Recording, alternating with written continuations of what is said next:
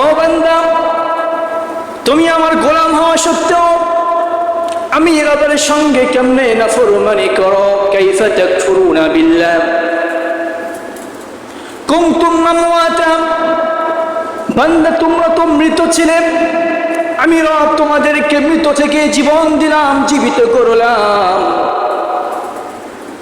এরকম মনে করো না 60-70 বছর হায়াত দিয়েছি, মন চাই জিন্দেগি যাপন করে কিয়ামতের ময়দানে পার পেয়ে যাবে, এমনটা মনে করো না। সুম্মা ইউমীতুকুম সুম্মা ইউহয়ীকুম সুম্মা ইলাইহি তুরজাউন।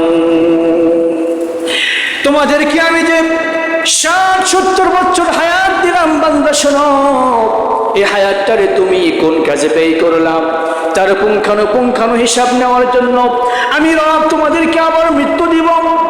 মৃত্যু দিয়ে কিন্তু নয়, কিয়ামতের ময়দানে তোমাদেরকে আবার উঠাবো, আর এই 60-70 বছরের হায়াতের জিন্দেগির হিসাব আমি রব তোমাদের থেকে পুঙ্খানু আদায় করব।